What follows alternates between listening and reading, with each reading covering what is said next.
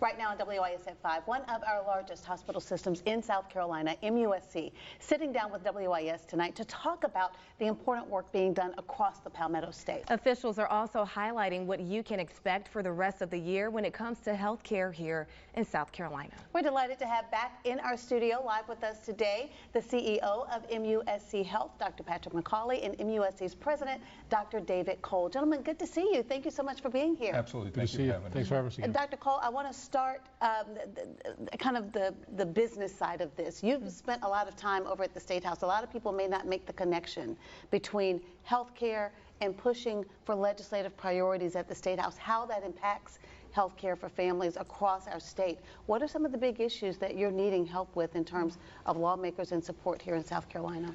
Well, I think there's a lot of opportunities. You know, MUSC is now across the state, 4 different divisions. We're in 8 of the most rural and underserved counties in the state of South Carolina with a sustainable presence. So we need help to build those partnerships, to start making a real impact in terms of what that local care looks like. You know, principles that we try to live up to. Best care is local, so how do we support a community? What does that look like? Why MUSC? Because we as a comprehensive academic health system really have different dimensions that other community health systems don't have. We educate the future. We can train and recruit people to help provide staff and faculty and quality in local hospitals. We have, with our research capability and all of our faculty and staff, the ability to bring new dimensions, innovative care that might change the models for rural health. So we're talking about that with our legislators. Workforce in every dimension is a huge issue.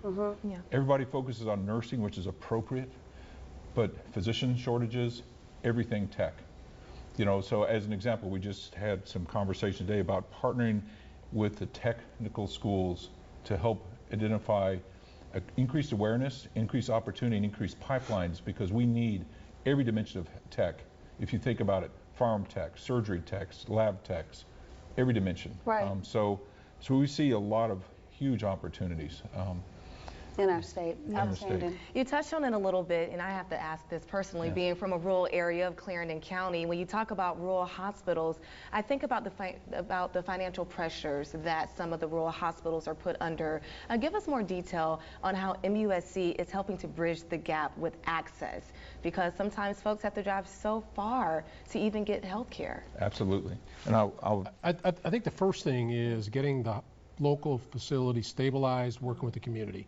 What we see a lot in rural communities is that hospital has been under pressure for a long time, and the community starts to abandon it. And so one of the very, very first things you have to do, you just got to go in and get the community trust coming back. And so we spend a lot of time. We know that's the first thing you got to do. Then you got to make some investment. Hiring new physicians is key. That's a big key once you get that trust back. And then, you know, it slowly starts to come back. And we don't know everything about how to deal with all the problems of rural, but we feel pretty good that we have a formula that can help stabilize and deal with all the intricacies of rural health. Well, being able to establish that foundation certainly sets a great opportunity for those communities in terms of bringing in new jobs, in terms of supporting education, in terms of just providing better access to care. Dr. Cole, when you look here in the Midlands, I mentioned to you before we went on air, I'm seeing more presence of MUSC around the Midlands. I mean, obviously you're known statewide, but what are some of the biggest goals and objectives here in terms of healthcare in the Midlands area? We would love to work in partnership to elevate the access and quality of care. And it's not that there's not good care, but there's next level. One of our strengths as a system is complex care provided in downtown Charleston.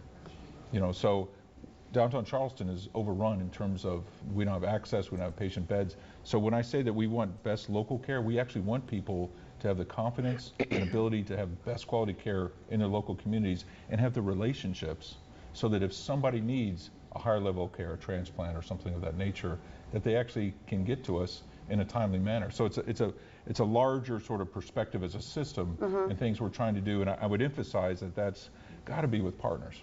You know, if you look at longitudinal issues in terms of healthcare access or lack thereof, you know, we believe that having a sustainable presence and then starting to build relationships are the first key steps to actually doing something to build trust that start to impact on all the statistics that none of us really want to, you know, see over time. So we feel very good about it. We think there's a huge opportunity. We think that we can make a difference, again, with partners. Right. Those Across partnerships are critical. all those different aspects of the state. Absolutely. And the workforce is also key to that, Dr. Crawley. You talk about the people that work for you and how you're pouring into them. I want to specifically ask about retention. We know that, especially with COVID and considering that moment in time, sometimes it's hard to keep people in the profession. How are you not only retaining the folks that you recruit, but also encouraging those to come work for you in USC? Well, retention is one of our biggest focuses, or foci, in really across our entire system.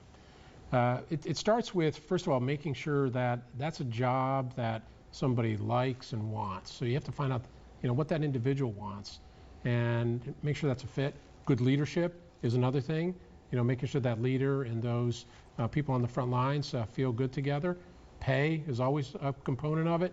And some of those other things, benefits, all these things sort of come together in order to improve retention. So it's we're not, once again, we don't have every magic button, but we feel pretty good about it. Yeah. I mean, we feel pretty good. In the last 2 years, we've recruited over 150 providers here in the Midlands, half of those doctors, half of those advanced practice providers.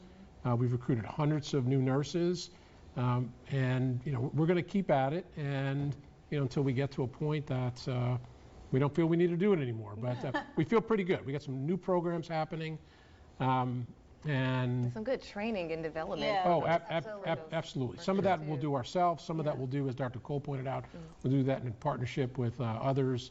But we're full on when it comes to trying to educate the next generation. Well, listen, we want to thank you both for being here with us today. And, you were here before, and I'll reiterate it again. We cannot thank our healthcare workers enough for what they did, not just during COVID, but on a daily basis in a state where we have so many health disparities. And we appreciate MUSC being at the forefront of trying to address those in meaningful ways. So thanks for making time to stop by WIS after a busy day at the State House today. We appreciate it. Absolutely, anytime. Thank you very much. Thanks for having us. We appreciate it. All right, thank you, gentlemen. We're going to take a quick break. Much more news and weather on the other side.